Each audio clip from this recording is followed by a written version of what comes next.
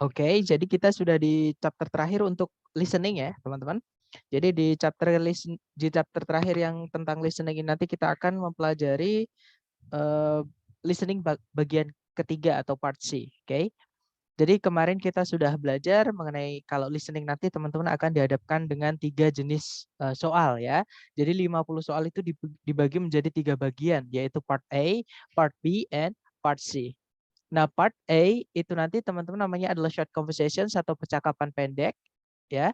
Kemudian kalau part B itu namanya long conversations yang kemarin kita sudah latih, dan yang ketiga atau part C namanya long talks atau monolog ya. Jadi ada satu orang ngomong agak panjang seperti itu.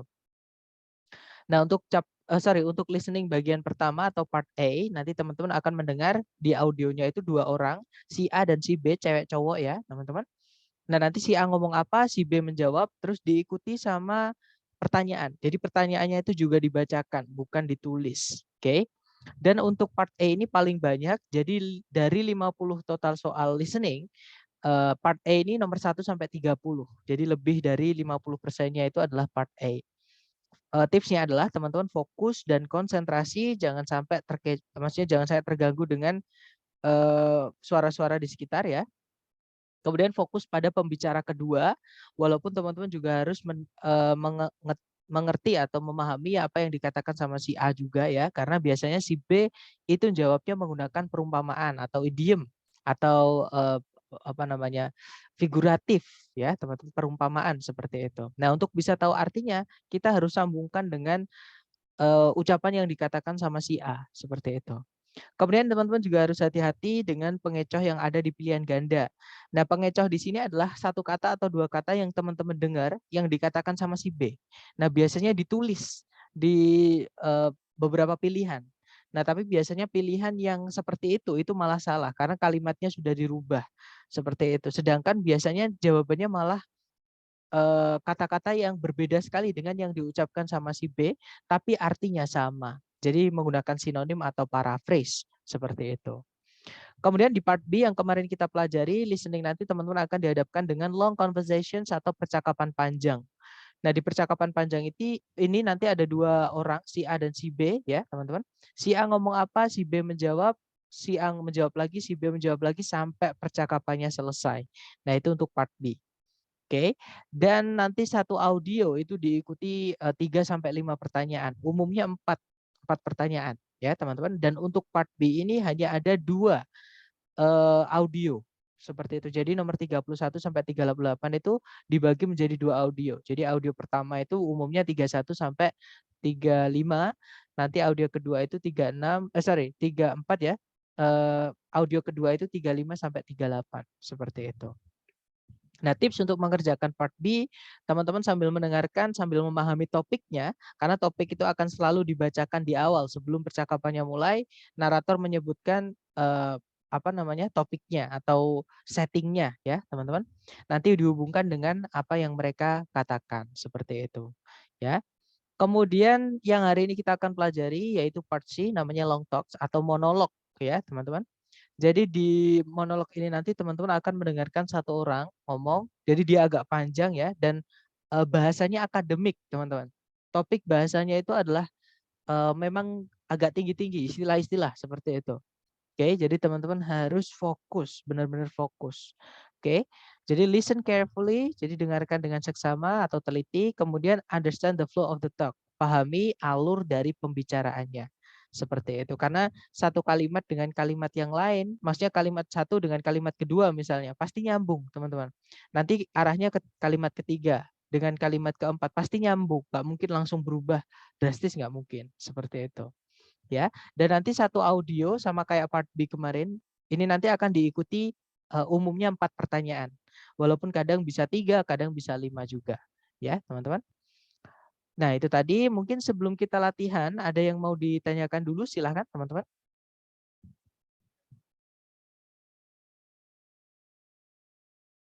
Nggak ada ya? Baik, kalau nggak ada, mari kita langsung ke latihan sama nanti teman-teman kirim jawabannya ketika 4 jawaban sudah terjawab. Jadi misalkan nomor 39 terjawab ditulis, tapi jangan di-enter dulu. Di-enter ketika nomor 39 sampai 42 teman-teman sudah jawab. Dan jangan takut salah ya teman-teman, kita belajar, salah nggak masalah, oke? Silakan dicoba dulu, jangan takut salah, silakan teman-teman. Now we will begin part C with the first talk. Questions 39 through 42. Listen to a talk by a tour guide in the Everglades National Park. Today we're going to be taking a tram tour through part of the Everglades National Park. Quite probably we'll be seeing a number of crocodiles sunning themselves by the side of the water or poking their heads up through the water. Needless to say, we will not be getting off the tram at any time until we leave the area because of the danger posed by the crocodiles. By the way, you've probably heard of the expression crying crocodile tears. It is common to say that someone is crying crocodile tears when he or she is pretending to be sad or full of regret. Crocodiles always appear to have tears in their eyes, but they are not crying because of sadness or even pretended sadness. Instead, a crocodile uses its tear ducts to get rid of extra salt from its body.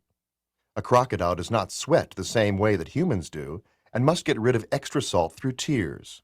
So if you see a crying crocodile, do not think that it's feeling sad. It is basically sweating through its eyes.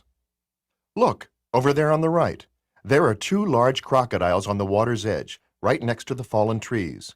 You can get out your cameras and take pictures from here on the tram, but no, you cannot get off the tram to get any closer. Number 39. Where does this talk take place?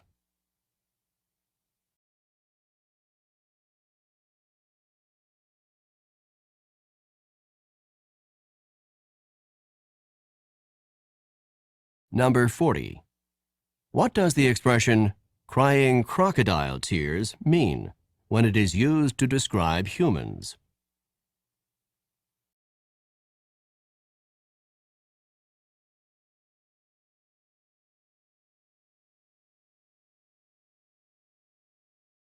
Number 41. Why do crocodiles have tears in their eyes?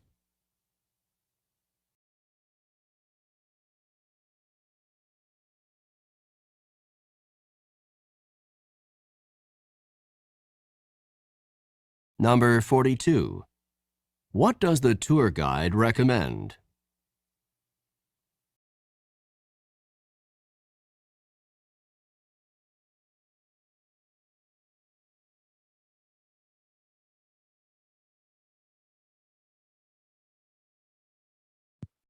Oke, silahkan jawaban teman-teman dikirim di chat, kemudian kita bahas bersama. Oke, ada jawaban CACA, CDCA. Oke, antara CACA or CDCA, oke. Kita dengarkan dulu audionya dengan skripnya ya, supaya mudah untuk kita bahas, teman-teman. Now we will begin part C with the first talk. Questions 39 through 42. Listen to a talk by a tour guide in the Everglades National Park. Today we're going to be taking a tram tour through part of the Everglades National Park. Quite probably we'll be seeing a number of crocodiles sunning themselves by the side of the water or poking their heads up through the water. Needless to say, we will not be getting off the tram at any time until we leave the area because of the danger posed by the crocodiles. By the way, you've probably heard of the expression crying crocodile tears. It is common to say that someone is crying crocodile tears when he or she is pretending to be sad or full of regret. Crocodiles always appear to have tears in their eyes, but they are not crying because of sadness or even pretended sadness. Instead, a crocodile uses its tear ducts to get rid of extra salt from its body. A crocodile does not sweat the same way that humans do and must get rid of extra salt through tears. So if you see a crying crocodile, do not think that it's feeling sad. It is basically sweating through its eyes. Look, over there on the right. There are two large crocodiles on the water's edge, right next to the fallen trees. You can get out your cameras and take pictures from here on the tram, but no, you cannot get off the tram to get any closer. Oke, itu tadi ya, teman-teman. Jadi itu tadi adalah sebuah pembicaraan oleh seorang pemandu wisata di Everglades National Park atau Taman Nasional Everglades. Nah, dikatakan bahwa, hari ini kita akan melakukan perjalanan di atas tram atau menggunakan tram, eee, melalui bagian dari Taman Nasional Everglades. Kemungkinan besar nanti kita akan melihat sejumlah buaya menjemur diri di bawah matahari di tepi air atau menjulurkan kepala mereka dari dalam air. Tentunya kita tidak boleh turun atau kita tidak akan turun dari tram kapanpun sampai kita meninggalkan area tadi atau area itu ya, karena, bahaya yang mungkin dilakukan oleh para buaya tersebut. Ngomong-ngomong, kalian mungkin pernah mendengar ungkapan, mengeluarkan air mata buaya. Sudah menjadi hal yang yang umum atau yang biasa, kita mengatakan kalau seseorang itu mengeluarkan air mata buaya ketika dia, pura-pura sedih atau pura-pura menyesal. Buaya selalu terlihat, memiliki air mata di mata mereka, namun mereka itu tidak sedang menangis karena kesedihan atau bahkan, pura-pura sedih. Namun seekor buaya menggunakan, selaput air matanya untuk menyingkirkan kadar garam yang berlebihan dari dalam tubuhnya. Seekor buaya itu tidak berkeringat sama halnya seperti manusia dan tetap harus mengeluarkan kadar garam yang berlebihan melalui matanya. Jadi jika kalian melihat, seekor buaya menangis, jangan mengira bahwa dia itu lagi sedih. Dia sebenarnya lagi berkeringat melalui matanya. Coba lihat di sebelah kanan di sana, ada 2 buaya besar di tepian air, tepat di sebelahnya pohon-pohon yang tumbang itu. Kalian boleh mengeluarkan kamera dan mengambil gambar dari sini di atas tram. Tapi jangan, kalian tidak boleh turun dari tram untuk mendekat. Nah, kita dengarkan soal nomor 39 ya, teman-teman. Number 39. Where does this talk take place? Oke, where does this talk take place? Di mana percakapan tadi terjadi? Nah, di awal disebutkan ya tadi kalau we are going to have a tram tour through part of the Everglades National Park. Jadi mereka mengadakan tour di atas tram atau naik tram. Di akhir juga disebutkan you cannot get off the tram, namanya? You can get out your cameras and take pictures from here on the tram. Jadi sebenarnya mereka itu di tram, di atas tram. Ya, berarti jawaban nomor 39 adalah Charlie. Nah, tram itu adalah sejenis kendaraan yang jendelanya terbuka ya, teman-teman. Mungkin kalau di tempat saya kita nyebutnya kereta kelinci ya atau odong-odong. Kalau di saya dulu pernah ke Bali itu ada yang dekat Pantai Kuta, itu ada namanya Komotra. Jadi kayak bukan kereta ya, tapi kayak bis kecil tapi nggak ada jendelanya. Jadi bisa melihat kanan kiri seperti itu. Oke, lanjut number 40. Number 40. What does the expression crying crocodile tears mean when it is used to describe humans? Oke, apa makna dari ungkapan, mengeluarkan air mata buaya ketika dipakai untuk mendeskripsikan manusia? Nah, tadi dijelaskan, jadi it is common to say that someone is crying crocodile tears when he or she is pretending to be sad or full of regret.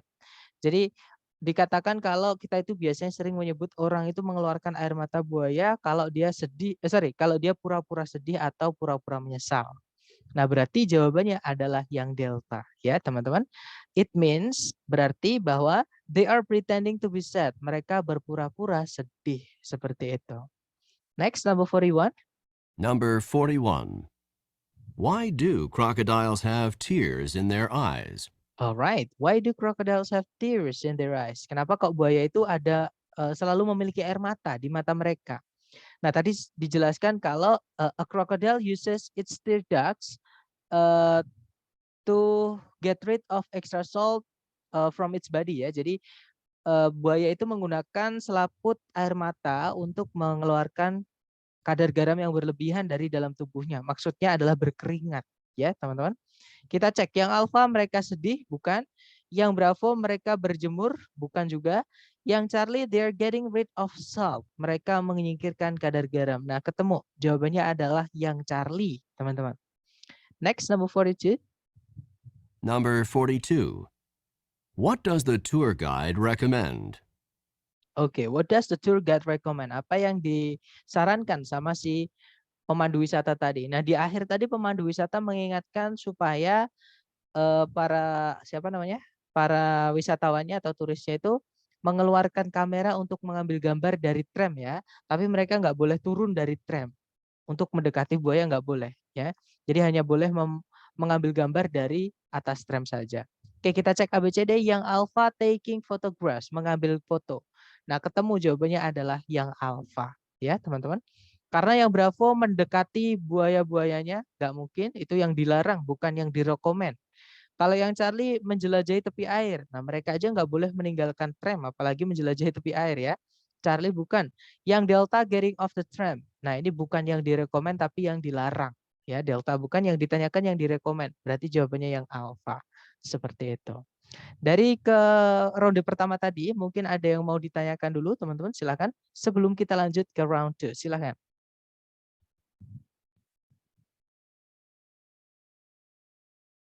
Nggak ada ya?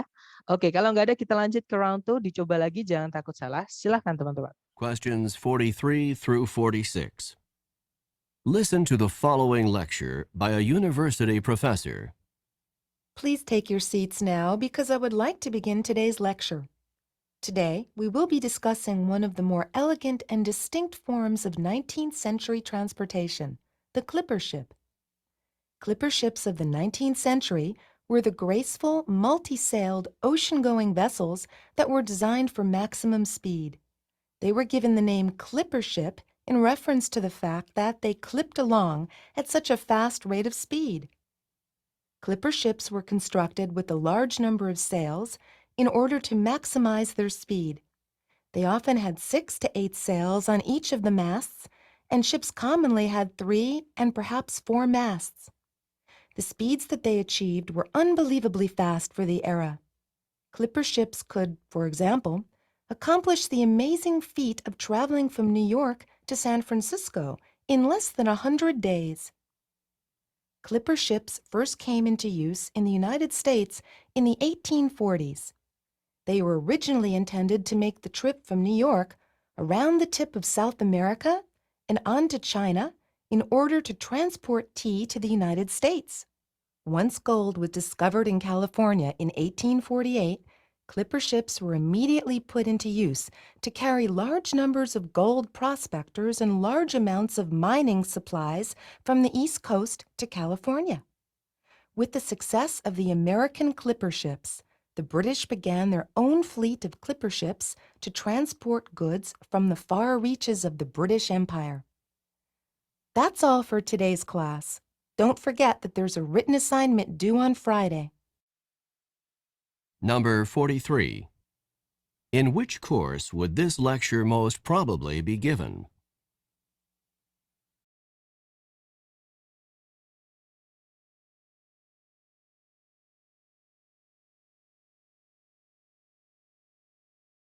Number 44. What is the most likely meaning of the expression to clip along?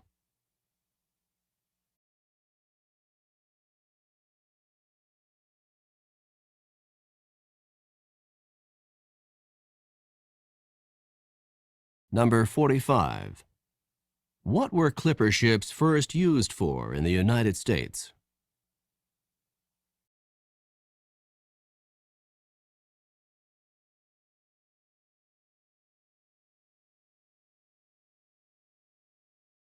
Number 46.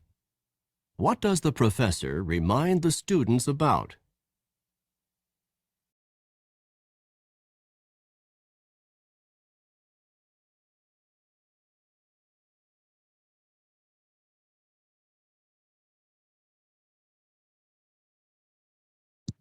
Oke, yang sudah nemu jawaban boleh dikirim di chat, teman-teman. Kemudian kita bahas bersama ya, silakan. Oke, ada jawaban CBAD, ABBB. Oke, kita cek bersama ya. Kita dengarkan dulu audionya dengan skripnya supaya mudah untuk dibahas. Listen to the following lecture by a university professor. Please take your seats now because I would like to begin today's lecture.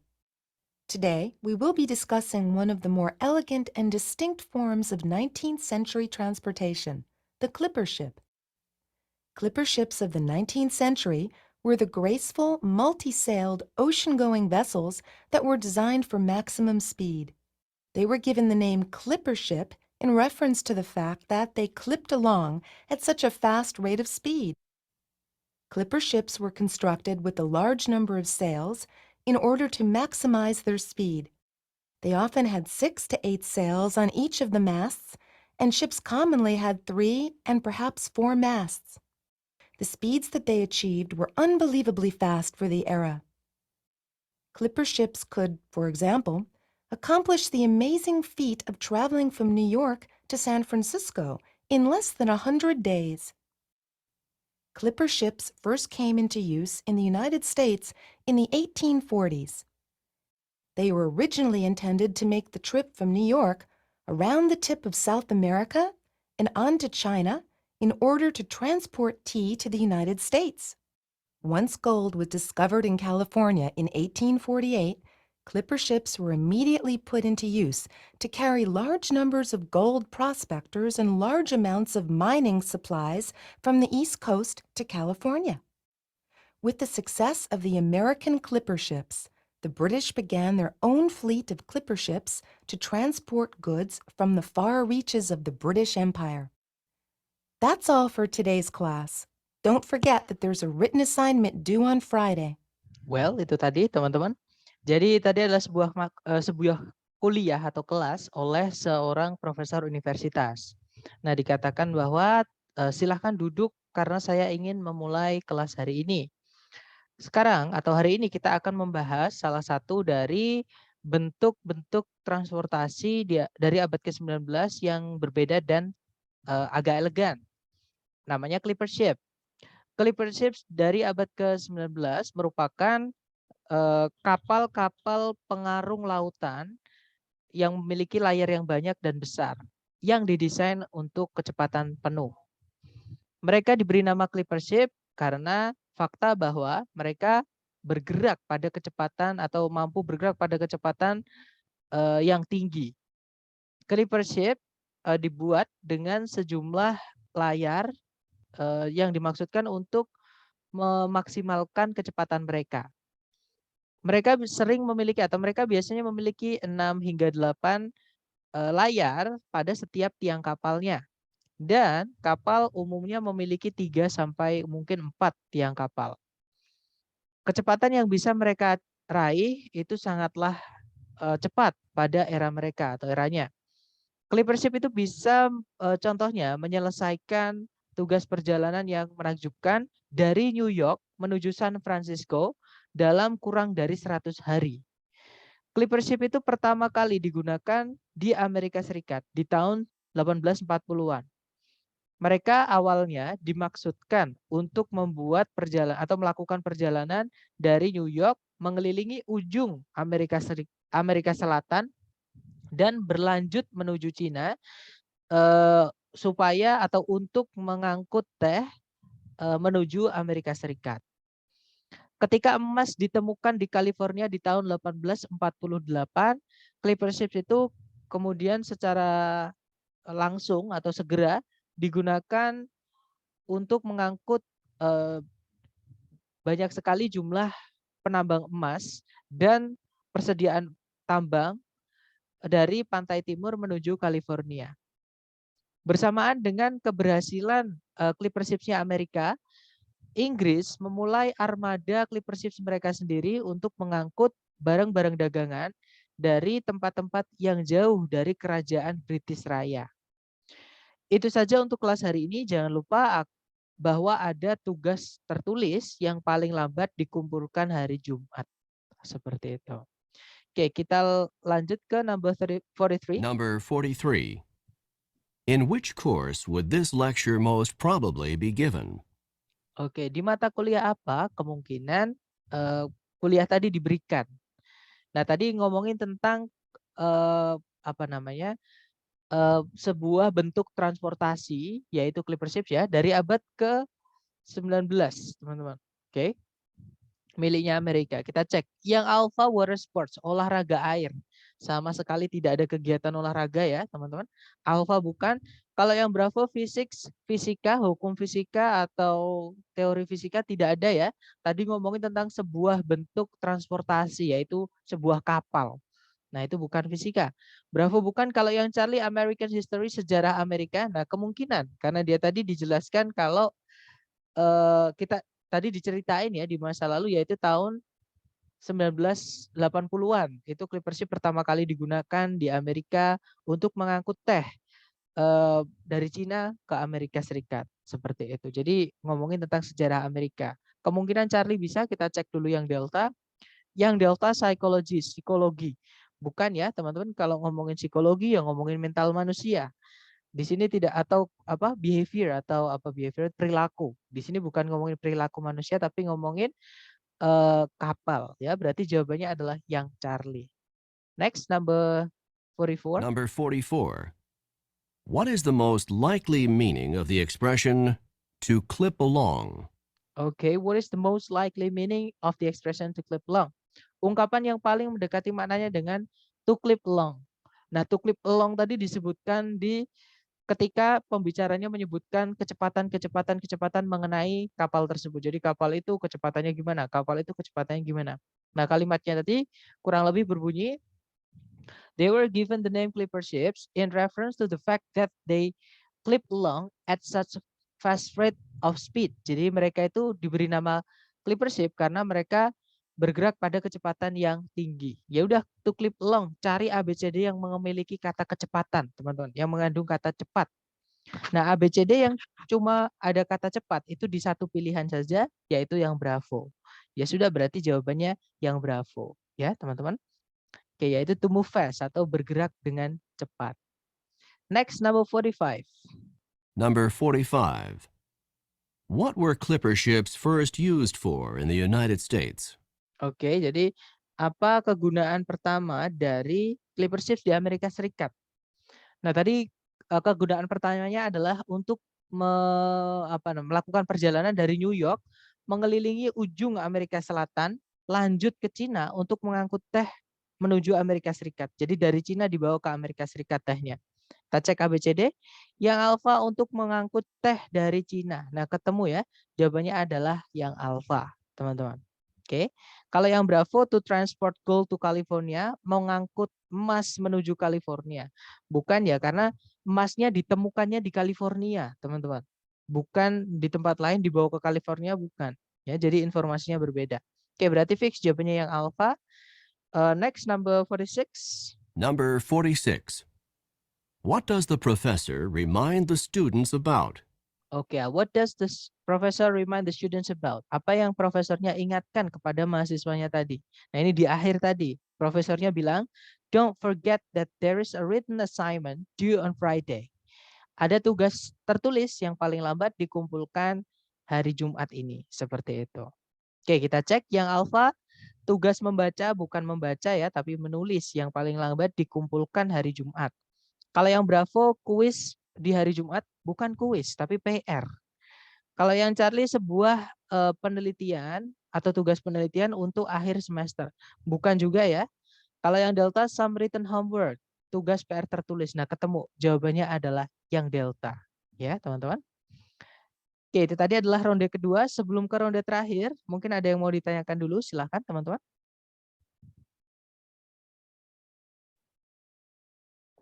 Nggak ada ya?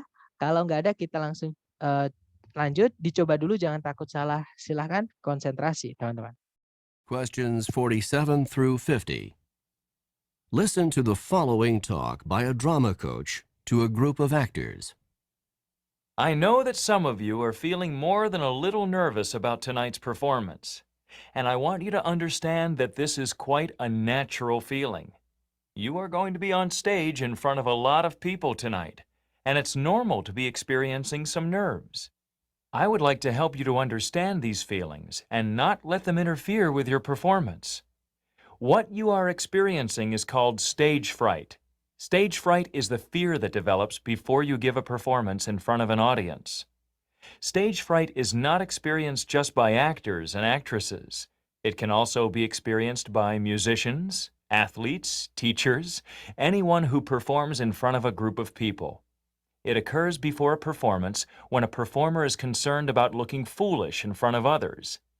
Just before tonight's performance, if you're feeling a bit tense, if your knees are shaking, if your stomach has butterflies in it, and if you are thinking about how bad your performance could be, then you have a major case of stage fright. To control stage fright, you can work to control both the physical reactions and the negative thoughts.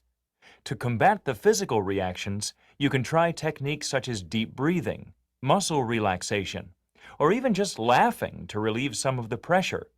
To combat the negative thoughts, you should force yourself to focus on what you have to do, rather than on what other people are going to think. That's all I have to say for now. I'll see you back here at 6 o'clock because the performance starts at 8 o'clock. Just remember that if you begin to feel at all nervous, try some deep breathing to relax and focus your thoughts on the performance that you are about to give. See you this evening. Number 47. Who would probably not experience stage fright in their work?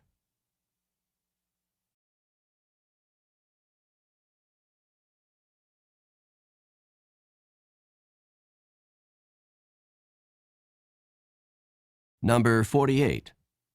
What physical reaction might someone who is experiencing stage fright commonly have?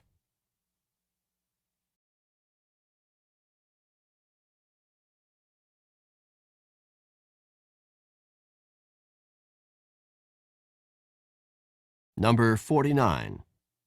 How can someone combat the negative thoughts associated with stage fright?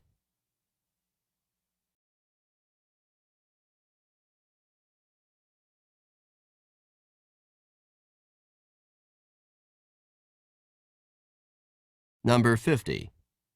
When should the actors arrive at the theater?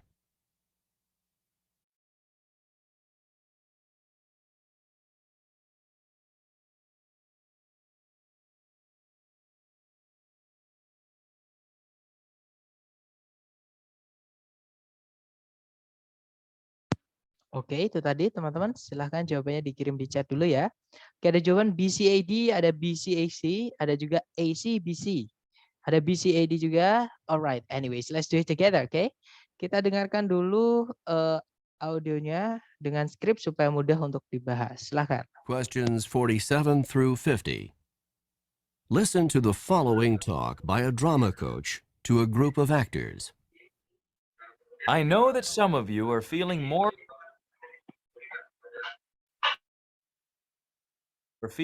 than a little nervous about tonight's performance. And I want you to understand that this is quite a natural feeling. You are going to be on stage in front of a lot of people tonight, and it's normal to be experiencing some nerves. I would like to help you to understand these feelings and not let them interfere with your performance. What you are experiencing is called stage fright.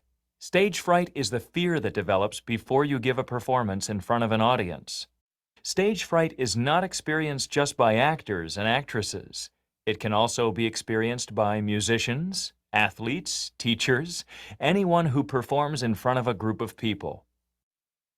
It occurs before a performance when a performer is concerned about looking foolish in front of others.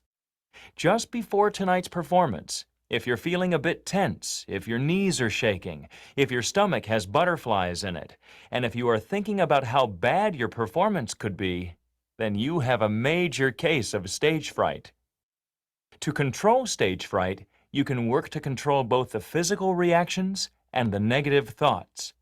To combat the physical reactions, you can try techniques such as deep breathing, muscle relaxation, or even just laughing to relieve some of the pressure. To combat the negative thoughts, you should force yourself to focus on what you have to do, rather than on what other people are going to think. That's all I have to say for now. I'll see you back here at 6 o'clock because the performance starts at 8 o'clock. Just remember that if you begin to feel at all nervous, try some deep breathing to relax and focus your thoughts on the performance that you are about to give. See you this evening. Oke, itu tadi teman-teman. Jadi itu adalah sebuah pembicaraan dari pelatih drama kepada sekelompok aktor-aktornya.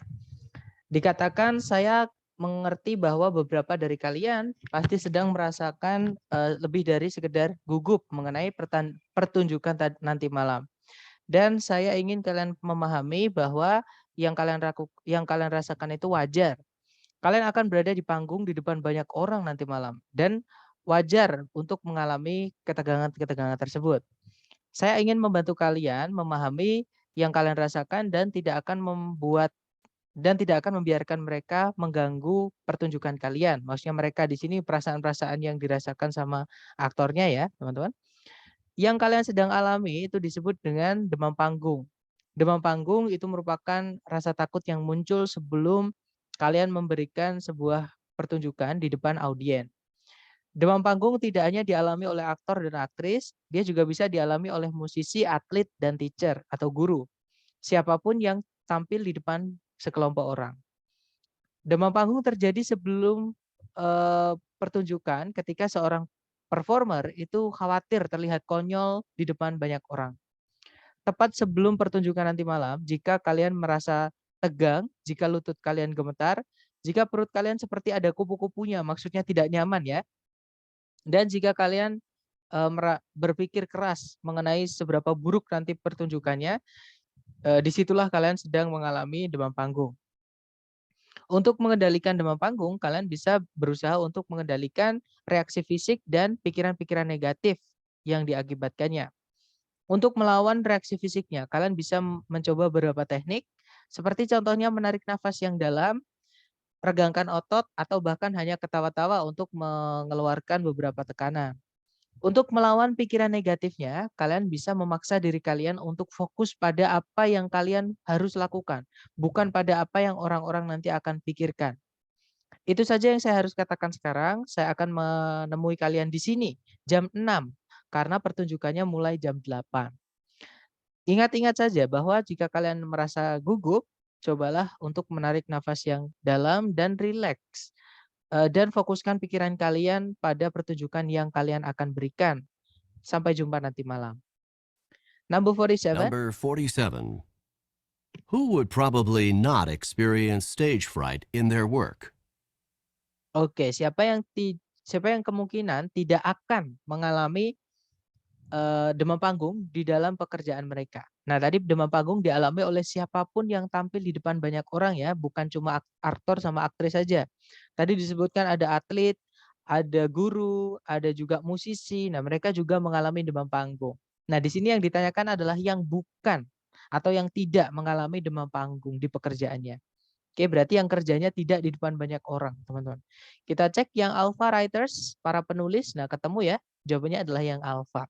Karena yang Bravo aktor, yang Charlie atlet, dan yang Delta musician itu adalah mereka bekerjanya dilihat banyak orang. Otomatis mereka pasti juga merasakan demam panggung. Berarti jawabannya alpha. Number 48. Number 48. What physical reaction might someone who is experiencing stage fright commonly have? Oke, reaksi fisik apa yang kemungkinan seseorang yang mengalami demam panggung miliki? Oke, nah tadi ada beberapa disebutkan ya, jika kalian tegang, jika lutut kalian gemeteran, jika kalian nggak nyaman, kayak ada kupu-kupu di perutnya, dan juga jika kalian berpikir seberapa buruk, nah itu tadi adalah reaksi fisiknya ya. Eh, Apa namanya? Kita cek yang alfa dia akan melihat kupu-kupu, bukan melihat ya teman-teman, tapi kayak ada kupu-kupu di perutnya. Jadi maksudnya itu nggak nyaman, itu hanya perumpamaan. Oke, maksudnya gugup seperti itu. Kalau yang Bravo, dia akan mematahkan satu kakinya, bukan ya terlalu ekstrim teman-teman. Kalau yang Charlie, dia akan memiliki lutut yang gemeteran. Nah, ketemu. Jawabannya adalah yang Charlie. Ya. Kalau yang Delta, dia akan berhenti bernafas. Nah, itu namanya tewas ya teman-teman, bukan demam panggung. Next, number 49, silakan. Number 49. How can someone combat the negative thoughts associated with stage fright? Bagaimana seseorang bisa melawan pikiran negatif yang berhubungan dengan demam panggung. Nah, untuk melawan pikiran negatifnya tadi cuma satu dari coach-nya. Fokuskan atau paksa diri kalian untuk berfokus pada apa yang perlu dilakukan, bukan pada apa yang orang-orang nanti akan pikirkan. Nah, jadi jawabannya fokus pada apa yang perlu kalian lakukan. Kita cek. Yang alfa dengan melototi para audien, bukan ya, malah memperburuk. Kalau yang Bravo dengan nafas terengah-engah, juga bukan. Kalau yang Charlie dengan berpikir mengenai hasil negatif yang kemungkinan terjadi, juga bukan. Kalau yang Delta dengan berfokus pada apa yang perlu dilakukan. Nah, ketemu jawabannya adalah yang Delta. Ya, teman-teman. Terakhir, number 50. Number 50. When should the actors arrive at the theater? Oke, jam berapa para aktornya harus tiba di teater? Nah, tadi siapa? Coachnya bilang, I'll see you back here at 6 o'clock because the performance starts at 8 o'clock. Jadi diajak ketemuan di tempat itu lagi jam 6 ya, teman-teman. Jadi mereka harus tiba di situ jam 6. Berarti jawaban nomor 50 adalah yang Charlie at 6 o'clock. Seperti itu. Nah, itu tadi adalah listening ya, berarti kita sudah selesai dengan listening, teman-teman. Besok kita akan next ke reading. Sebelum saya tutup, mungkin ada yang mau ditanyakan dulu nih dari teman-teman. Silahkan. Listening ada. Yang kalau untuk part 1 saya kirim di chat itu ya, teman-teman, kapan hari. Yang soalnya itu yang dikasih lembaga, yang dulu, modul. Tapi kalau misalkan part B sama part C-nya setahu saya di situ nggak ada. Nggak apa-apa, nanti teman-teman bisa request Japri saya untuk mendapatkan latihan listening yang lengkap. Ada part B dan part C-nya. Ya, buat latihan teman-teman seperti itu. Gimana? Mungkin ada pertanyaan lagi?